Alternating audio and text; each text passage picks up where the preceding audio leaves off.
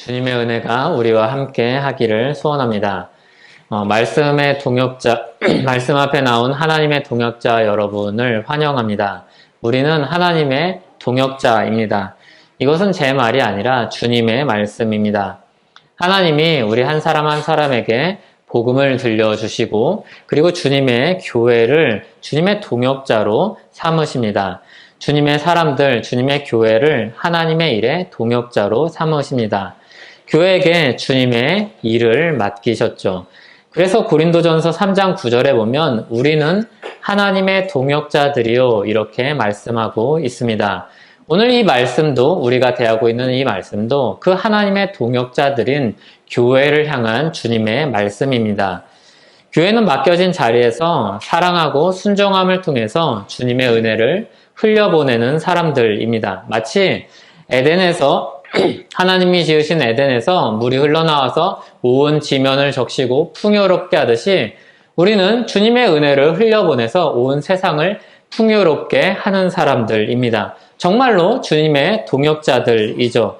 우리 안에서 역사하는 그 이로 말미암아서 우리는 주님의 일을 행하고 있는 사람들입니다. 그래서 그 은혜로 우리 자신과 그리고 우리 곁에 있는 이웃들이 주님의 일을 보고 주님의 은혜를 누리게 되는 것입니다. 우리가 행하는 순종은 그 은혜를 흘러나가게 하는 물길과도 같습니다.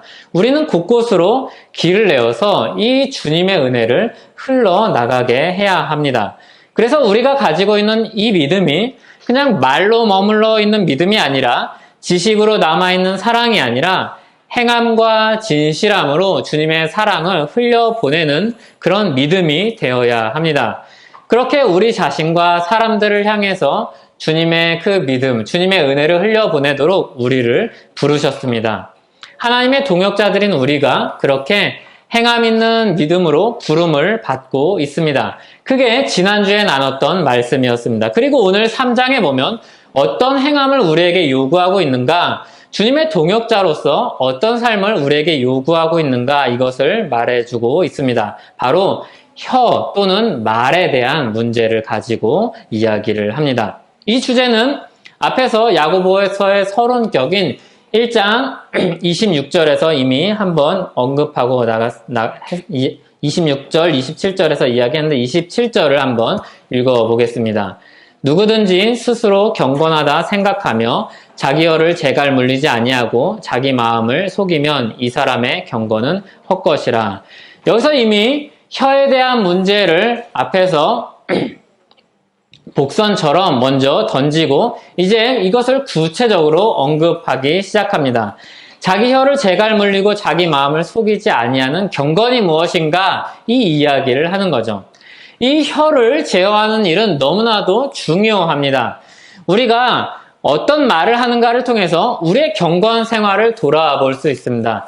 그 사람이 어떤 말을 하는가를 보면서 그 사람의 신앙이 어떠한지를 그것을 비춰볼 수가 있습니다. 여러분의 혀는 안녕하십니까? 여러분의 혀는 어떻습니까? 여러분이 하는 말은 여러분이 가지고 있는 신앙 고백과 얼마나 가까이 있습니까? 우리는 혀를 어떻게 제어해야 할까요? 하나님의 말씀을 들으시고 위로부터 오는 지혜로 여러분의 혀를 다스리기 바랍니다.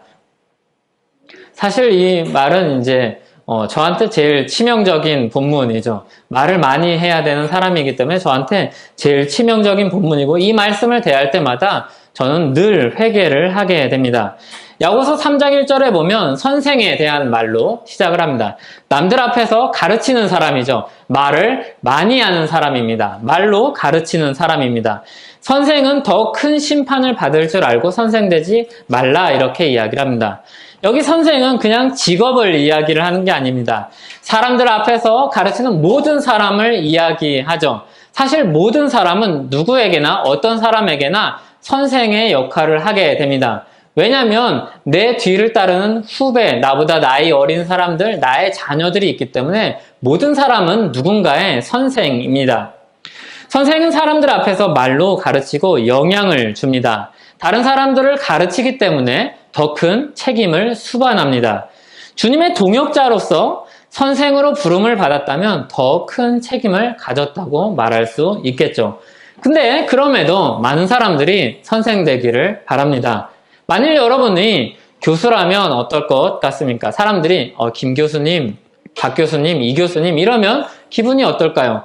아직 우리나라 문화에선 여전히 이 교수라는 직분은 꽤나 인정받는 직책입니다. 그래서 사람들이 그런 자리에 있다는 것을 굉장히 뿌듯하게 여기고 자부심으로 여깁니다.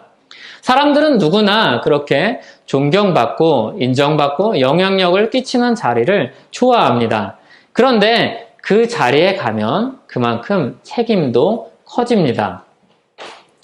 무엇보다도 이 책임과 아주 밀접한 관계를 가지고 있는 것은 바로 말입니다. 말로써 가르치지만 또 그 말 때문에 평가를 받습니다. 말로써 이야기를 하는데 그 한 말로써 평가를 받습니다. 판단을 받죠. 심판을 받습니다. 사람들에게 영향을 주는 위치이기 때문에 더 날카로운 잣대로 그리고 더 높은 수준의 그런 기준으로 판단을 받습니다. 아주 냉정한 판단을 받게 되죠. 그래서 2절에서와 같이 선생이 되지 말라 이렇게 말씀합니다. 왜냐하면 우리는 다 실수가 많은 사람들이기 때문입니다. 실수가 많기 때문에 우리는 온전하지 못한 사람들입니다. 실수가 없으면 온전한 사람이다. 이 말은 거꾸로 뒤집으면 실수가 있는 사람은 불온전한 사람이다. 아직 완전하지 못한 사람이다. 이런 말뜻입니다. 그런데 우리는 앞에서 1장에서 본 것처럼 우리는 온전함을 향해서 나아가는 길목에 있는 사람들입니다. 하나님은 우리를 온전함으로 이끌어가고 있는 사람들입니다. 다만 지금 이 순간만큼은 우리가 온전하지 않다는 이야기를 하고 있는 것이죠. 정말로 우리가 실수가 없다면, 말에 실수가 없다면 온 몸을 통제할 수 있을 것이다. 이렇게 오늘 말씀은 우리에게 가르쳐주고 있습니다. 그런데 우리가 잘 알듯이, 우리가 경험하듯이 실수가 없는 사람들이 없죠. 여기에 말 실수를 한 번도 안 해본 사람들이 혹시 있습니까? 그럼 오늘 말씀에 불필요한 사람들입니다. 안 들어도 됩니다. 잠깐 주무셔도 됩니다. 말로 누군가에게 상처 준 적이 없는 분이 계십니까? 그럼 오늘 말씀이 필요 없는 사람들입니다. 하지만 그런 온전한 사람은 우리 가운데 아무도 없을 것입니다. 누군가를 가르치는 자리에 있다는 건 그런 부담을 가지는 자리죠. 온전하지 않아서 언제든지 실수할 수 있는데 그런 부담을 안고 평가를 받고 판단을 받아야 되는 자리입니다. 그런데 우리가 오늘 주목해서 보아야 되는 건 선생 그 자체가 아닙니다. 선생은 화두로 이 혀의 문제를 이야기하기 위해서 이 혀와 아주 밀접한 관련을 가진 사람을 이제 앞세워서 이야기하는 겁니다. 선생이 그런 자리이죠. 말에 주의를 더 기울여야 하는 사람, 말로 인해서 평가를 받는 사람, 이 선생을 가지고 이 말의 문제를 시작하고 있는 겁니다. 그럼 말씀을 따라서 이 혀 또는 말에 대한 주제를 더 자세히 살펴보겠습니다. 이 혀에 대해서 이야기를 하면서 뭐라고 이야기하냐면 이 혀가 주는 영향력이 어마어마하다고 이야기를 하죠. 그게 3절에서 5절에서 가르쳐주는 내용입니다. 세 가지 예를 듭니다. 말의 재갈, 그리고 배의 키, 그리고 나무들 사이에 있는 작은 불, 이것을 이 세 가지를 이야기합니다. 이 세 가지의 특징은 다 똑같습니다. 어떤 특징을 가지고 있는가 하면 작은 것인데 큰 영향을 준다는 겁니다. 굉장히 작은 것인데 큰 힘을 가지고 있다는 겁니다. 큰 말, 굉장히 큰 말이죠. 그 말을 작은 재갈 하나를 물려서 움직이죠. 기수가 작은 재갈을 하나 물려서 말을 이리로 저리로 움직입니다. 작은 것으로 큰 것을 움직입니다. 배는 굉장히 큽니다. 그런데 그 큰 배를 움직이는 것은 사람의 근력이 아니라 작은 키의 방향입니다. 이 키를 이쪽으로 하는지 저쪽으로 하는지에 따라서 그 큰 배를 움직입니다. 그리고 작은 불씨조차도 많은 나무들 사이에 있을 때 그 작은 불씨가 그 큰 나무들을 다 태워버립니다. 이 세 가지 예는 우리에게 작은 것으로 큰 영향을 끼친다는 것을 보여줍니다. 혀가 바로 이와 같다는 겁니다. 혀는 얼마나 작은 신체 기관입니까? 하지만 이 혀가, 이 작은 혀가 온 몸에 영향을 줍니다. 6절에 보면 이렇게 말씀을 하는데 6절을 한번 다시 같이 읽어보겠습니다. 혀는 곧 불이요 불의의 세계라. 혀는 우리 지체 중에서 온몸을 더럽히고 삶의 수레바퀴를 불사르나니 그 사르는 것이 지옥불에서 나느니라. 여기 수레바퀴는 인생 전체를 가리킵니다. 혀는 불입니다. 온몸을 더럽히고 온 인생을 다 좌지우지하는 게 바로 혀다라고 이야기하죠.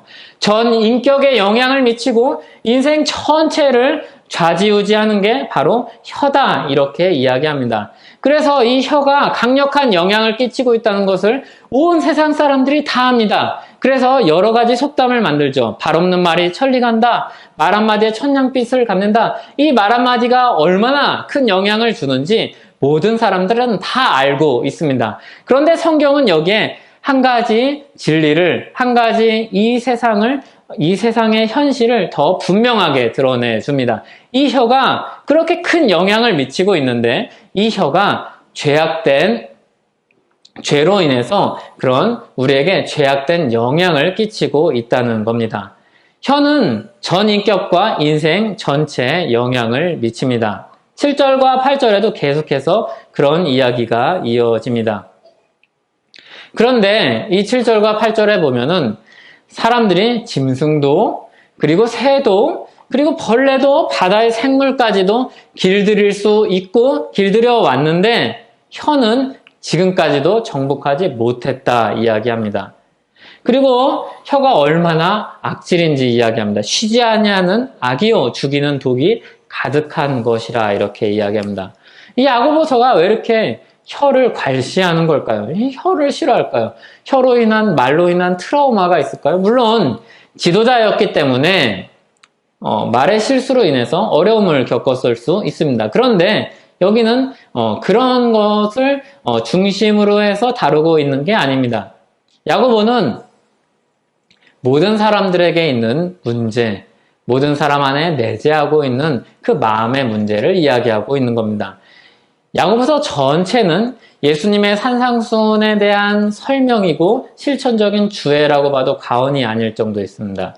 야고보는 철저하게 예수님의 가르침에 녹아서 교회에게 주님의 가르침을 전달해주는 사람입니다.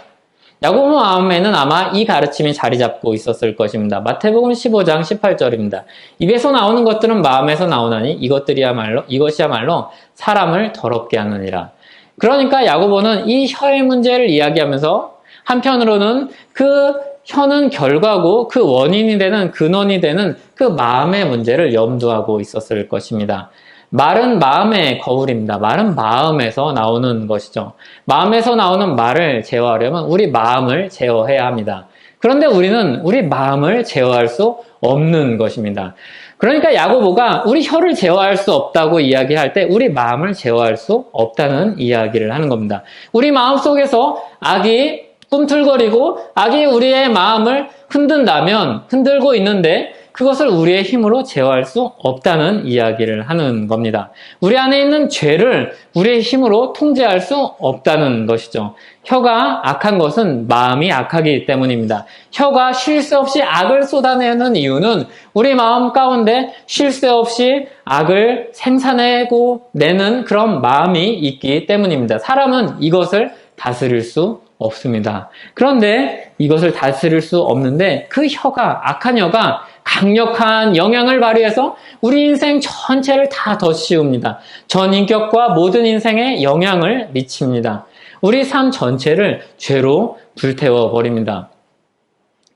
그런데 길들일 수 없죠. 통제할 수 없죠. 심지어 이 영향력이 신자에게도 영향을 미치고 있습니다. 9절과 10절에서와 같이 이 한 입에서 찬송과 저주가 나옵니다. 마치 신자 안에 하나님을 잠시 떠나 있을 때 두 마음을 가지고 있는 것처럼 한 입으로 찬송을, 한 입으로는 저주를 이렇게 내뱉습니다.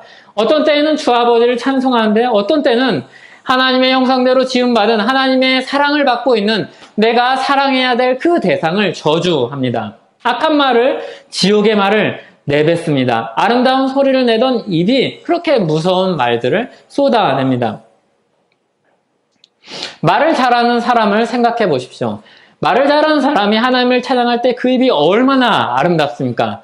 그런데 그 입이 악한 죄에 빠져서 사람들을 향해서 악한 말을 내뱉을 때는 얼마나 무서운지 모릅니다. 그 사람은 마치 방금 지옥에서 올라온 사람과 같습니다. 본래 하나의 샘에서, 하나의 구멍에서는 한 가지 종류의 물만 나오게 마련입니다. 그런 약수터에 가보셨습니까? 앞에 사람은 단물 먹고 뒤에 사람은 쓴물 먹는 그런 약수터를 보셨습니까? 그런 곳은 없습니다. 한 구멍에서 먹을 수 있는 물을 내던지 먹을 수 없는 물을 내던지 둘 중에 하나입니다. 그런데 놀랍게도 우리 입은 이 두 가지를 다 가지고 있습니다. 하이브리드죠. 한 입에서 찬송과 저주가, 단물과 쓴물이 나옵니다. 야고보는 주님의 가르침을 떠올리면서 이 단락을 이렇게 끝냈습니다. 12절이죠. 내가 12절입니다. 내 형제들아 어찌 무화과 나무가 감람 열매를 포도나무가 무화과를 맺겠느냐 이와 같이 짠물이 단물을 내지 못하느니라. 아멘. 이건 10절의 반복입니다. 10절에서 내 형제들아 이것이 마땅하지 아니하니라 이렇게 이야기합니다. 어떻게 똑같은 나무라면 또 다른 열매를 맺겠느냐 이것이 마땅하지 않다, 합당하지 않다, 그럴 수 없다 이렇게 이야기를 합니다. 그리고 오늘 본문 단락은 끝입니다. 오늘 본문은 이 글의 흐름만 놓고 봤을 때는 굉장히 절망적이죠. 우리 스스로가 얼마나 절망적인 존재인지 드러내주고 그리고 단락이 끝납니다. 주님의 말씀은 우리 허물과 죄를 드러냅니다. 우리 실상을 보여주죠. 다 열어서 낱낱이 보여줍니다. 우리 속에 있는 것이 무엇인지 다 설명해 줍니다. 그런데 물론 그렇게 열고서 내버려 두지 않습니다. 자 봐라, 너네 이제 곧 죽을 거야. 너네 얼마나 더러운지 아냐? 이렇게 내버려 두시지 않고 그것을 다시 싸매고 치료하고 봉합합니다. 지혜를 주고 살 길로 우리를 이끌어 줍니다. 생명의 말씀이 우리를 새로운 그 생명의 길로 인도해 줍니다. 성경에는 늘 소망의 메시지가 담겨 있습니다. 하지만 오늘 본문을 보면 예를 들어서 말씀 묵상을 하다가 오늘 이렇게 단락이 나눠진 본문을 가지고 오늘 아침에 본문을 묵상하고 그 하루를 시작하기 위해서 나섰다면 마음이 굉장히 무거울 수 있습니다. 오늘 단락은 좋은 말 하나 없이 내 입에 달린 이 혀가 구제불능이라고 말을 하고 끝맺습니다. 그러면 이렇게 난처한 본문을 우리는 어떻게 이해를 해야 할까요? 이거는 여러분들에게만 난처한 게 아니라 설교자인 저에게는 더 난처한 본문입니다. 여러분들의 혀는 굉장히 더럽고 추악한 것입니다. 이러고 마칠 수는 없지 않습니까? 그러면 이것으로 마치지 않고 이 말씀이 우리에게 어떤 의미를 주고 있다면, 우리에게 소망의 메시지를 여전히 담고 있다면 이 말씀 전체의 맥락에서 이 말씀을 보아야 합니다. 마치 전도서를 읽듯이 이 단락을 읽는 겁니다. 전도서 전체를 보면 굉장히 우울한 어조로 이 세상의 현실을 낱낱이 고발합니다. 불의한 자들이 득세를 하고 나쁜 사람들이 부자로 떵떵거리면서 사는 현실들을 우리에게 적나라하게 보여주죠. 그리고 그게 우리가 마주하고 있는 현실이다 이렇게 이야기합니다. 그리고 우리가 너무나도 슬프게도 그 현실이 우리의 현실이기도 하죠. 그래서 전도서 앞에를 쭉 보다 보면 중간까지 봐도 끝까지 읽지 않으면 전도서는 참 우울하고 회의적인 성경입니다. 그런데 전도서를 제대로 읽는 방식은 그 결론에 비추어서 전도서 전체를 읽는 것입니다. 전체의 문맥을 따라서 읽는 방식은 전도서의 결론을 가지고 전도서의 앞에 있는 내용들을 살피는 겁니다. 전도서 마지막에 가면 이 일을 다 들었으니 하나님을 경외하는 지혜를 가지고 순종하며 살라고 이야기합니다.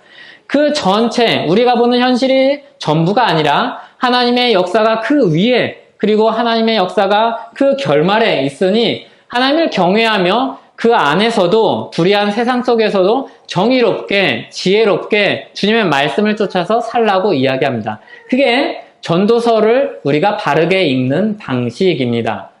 그러면 야고보서를 우리가 읽는 방식은 전체 문맥을 통해서 봐야 되는데 우리 뒤와 우리 앞에 소망을 주는 내용이 있습니다. 야고보서는 우리에게 무엇을 분명하게 가르쳐주고 있는가 하면 하나님이 하신 일이 있다. 하나님이 우리 안에서 이루신 역사가 있다라는 것을 가르쳐주고 우리에게 주시는 하나님의 지혜가 있다. 이것을 가르쳐줍니다. 이것이 우리가 읽은 단락의 앞뒤에 있는 내용입니다. 그래서 우리는 그냥 이것을 보고 대충 이런 의미인 것 같다. 이랬으면 좋겠다. 대충 이런 의미겠지. 이렇게 우리가 읽을 것이 아니라 야고보서가 분명하게 이야기해 주는 것을 단서로 오늘 본문을 읽어야 합니다. 야고보서 전체를 읽는 안목은 1장에 담겨 있다고 이야기했습니다. 우리가 가지고 있는 분명한 전제는 1장에 있습니다. 그것은 무엇인가 하면 하나님의 역사입니다. 하나님이 우리를 진리의 말씀으로 낳으셨다는 이야기입니다. 하나님이 우리 마음 가운데 말씀을 심으심으로 역사하신다는 그 이야기입니다. 그것이 오늘 본문의 전제입니다. 오늘 본문을 제대로 볼 수 있게 해주는 안경이라고 할 수 있습니다. 다시 오늘 본문을 간단하게 정리를 해본다면 이렇습니다. 혀의 영향력이 어마어마합니다. 그런데 제어를 할 수 없습니다. 게다가 이 혀는 악한 마음에 뿌리를 두고 있는데 이 뿌리를 우리는 뽑아낼 수 있는 능력이 없습니다. 사람으로서는 능히 다스려 온전하게 할 사람이 없습니다. 이게 아주 중요한 포인트입니다. 사람으로서는 능히 우리 혀를 온전히 다스려서 온전하게 할 수 없습니다. 우리 마음을 사람으로서는 온전하게 다스릴 수 있는 사람이 아무도 없습니다. 우리 힘으로는 안 된다. 이것이 오늘 단락의 요지입니다. 이것이 우리에게 충격적으로 다가오고 절망적으로 다가오지만 이것이 우리의 실상이지만 이것이 우리에게 소망입니다. 이것을 바꾸는 일을 여기서 새로운 역사를 하나님이 우리에게 심으신 그 말씀으로 이루어 가신다는 것이기 때문입니다. 우리의 해답은 우리 안에 있지 않다는 것을 우리에게 아주 분명하게 이야기해주는 본문입니다. 우리에게 새로운 일, 우리의 혀를 하나님의 역사로 바꾸는 일, 우리의 혀가 사랑의 말을 하게 되는 그 능력, 우리에게 없다는 것을 오늘 본문은 우리에게 이야기를 해줍니다. 그리고 우리 뒤에서 3장 뒷부분에서는 위로부터 오는 지혜에 대해서 알려줍니다. 그건 다음 주에 다루도록 하겠습니다. 혀는 우리의 힘으로 제어를 할 수 없습니다. 그게 오늘 본문이 가르쳐 주는 겁니다. 우리의 마음을 우리의 힘으로 통제할 수 없습니다. 우리 감정, 우리 생각, 우리 의지, 우리 힘으로 제어할 수 없습니다. 그런데 하나님은 하십니다. 하나님은 하실 수 있습니다. 하나님은 우리 안에 이미 그 일을 시작하셨습니다. 그래서 우리는 이 혀의 문제를 가지고 우리가 실패하는 이 혀의 문제를 가지고 끊임없이 하나님께로 나아가야 합니다. 실패할 때마다 샘의 근원으로 나아가야 합니다. 그럴 때 우리는 시냇가에 심은 나무가 시절을 쫓아 과실을 맺듯이 열매를 맺게 될 것입니다. 샘의 근원이신 하나님으로부터 우리의 혀는 다시 깨끗이 씻겨져서 새롭게 되는 역사를 우리는 경험하게 될 것입니다.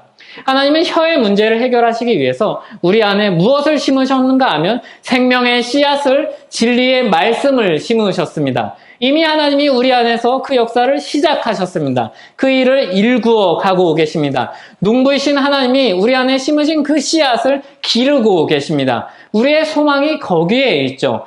우리가 가지고 있는 본성, 우리가 가지고 있는 능력에 있는 게 아니라 하나님이 우리에게 심으신 그 역사 가운데 우리의 소망이 있습니다.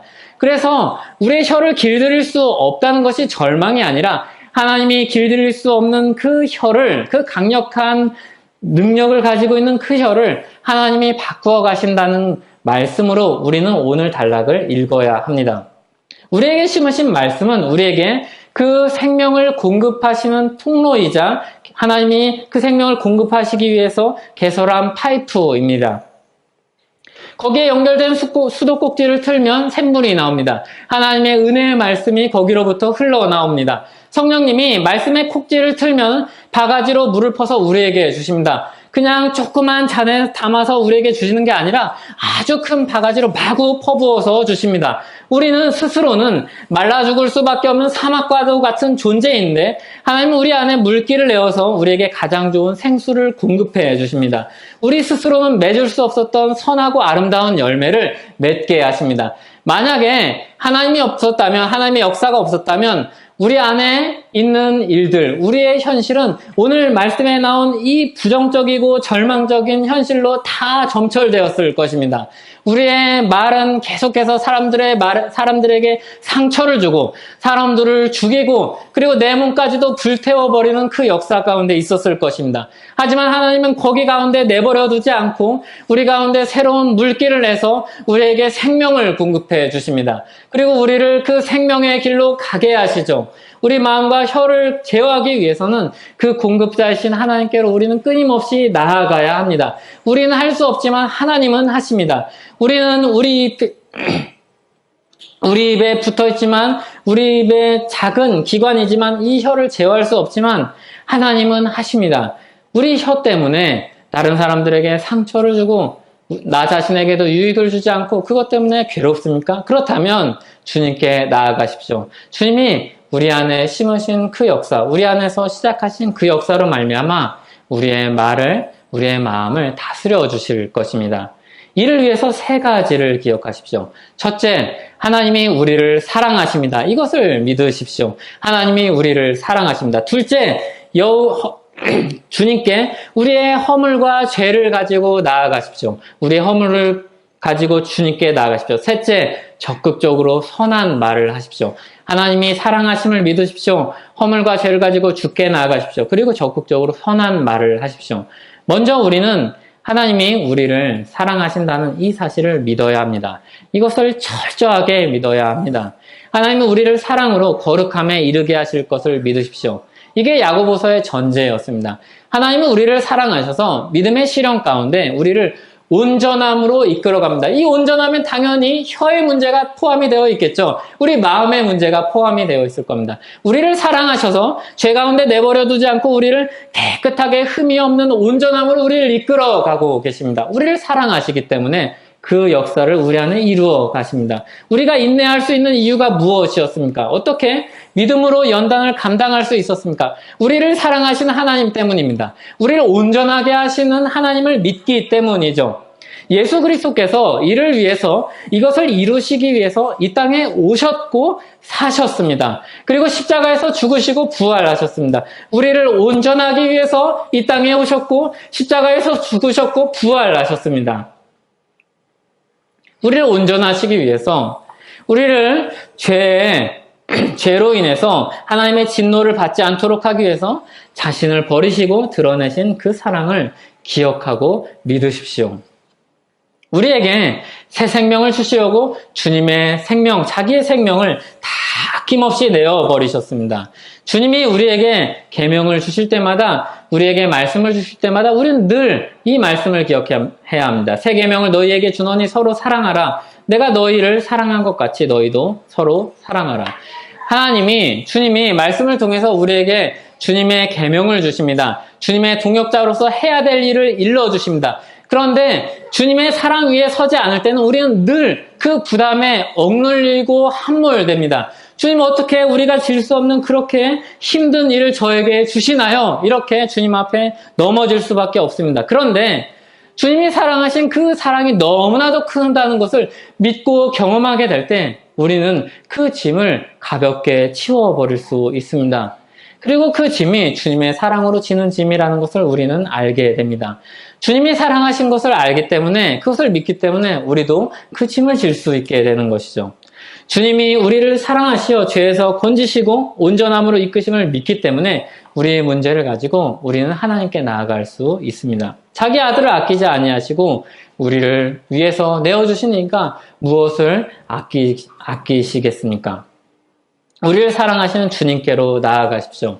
우리 혀의 문제, 혀가 잘 다스려지지 않으십니까? 우리의 마음이 잘 다스려지지 않으십니까? 통제가 되지 않습니까? 주님께, 우리를 사랑하시는 주님께 나아가십시오. 우리의 마음이 우리의 힘으로 통제되지 않는 것이 정상입니다. 우리의 혀가, 우리가 어떤 화술을 배운다고 해도 우리의 혀가 사람들에게 상처 주고 악한 말을 쏟아버리는 것이 정상입니다. 우리가 연약하고 우리의 힘으로 할 수 없는 것이기 때문입니다. 우리의 힘으로 해결할 수 없는 문제를 가지고 우리를 사랑하시는 하나님께 나아가십시오.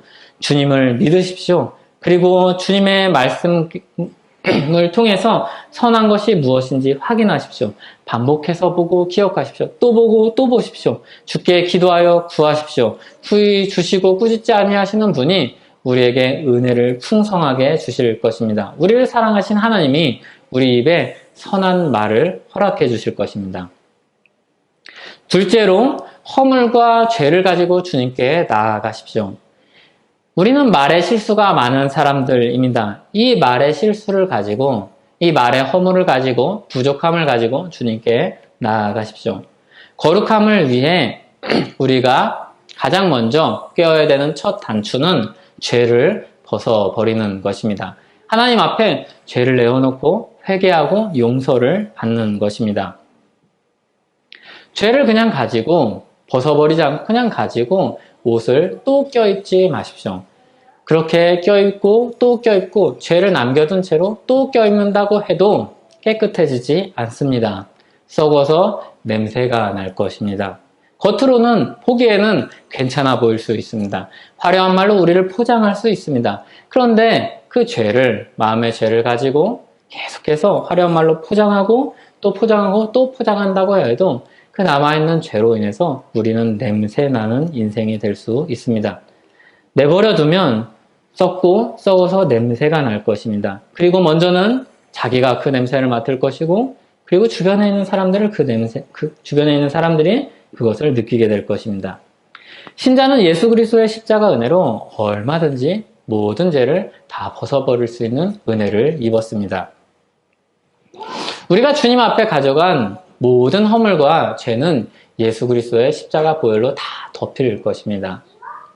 우리 모든 말의 실수, 우리가 사람들에게 상처 준 것, 사람들을 미워하였던, 쏟아냈던 그 지옥의 말들이 다 예수 그리스도의 십자가 은혜로 다 용서받을 것입니다. 너무나도 부끄러운 것이죠. 지워버리고 싶은 과거죠. 그것을 우리의 힘으로 그 무엇으로도 지울 수 없는데 예수 그리스도의 십자가로 다 덮으시고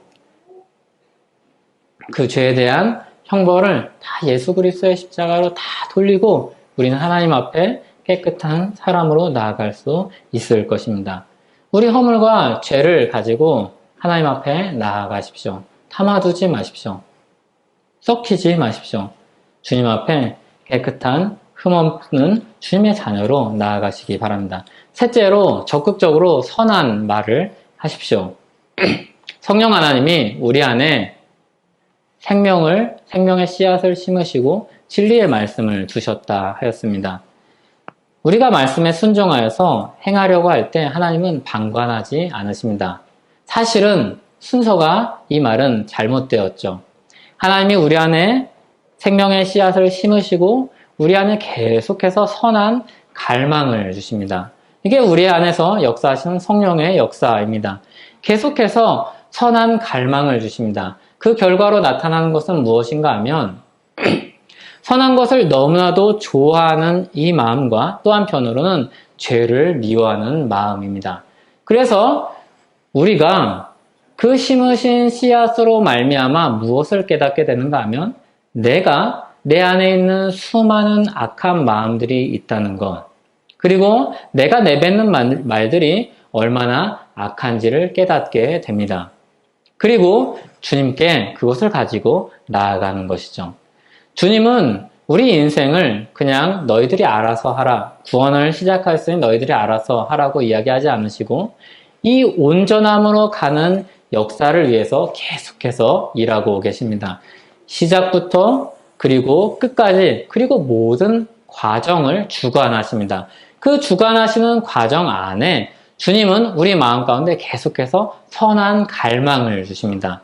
이 선한 갈망, 하나님 안에서 일하시는 이 역사에 순응하시기 바랍니다. 그 순응하는 것은 선한 말을 적극적으로 하는 것입니다.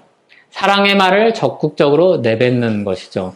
찬양하는 말을 주님 앞에 올려드리는 것입니다.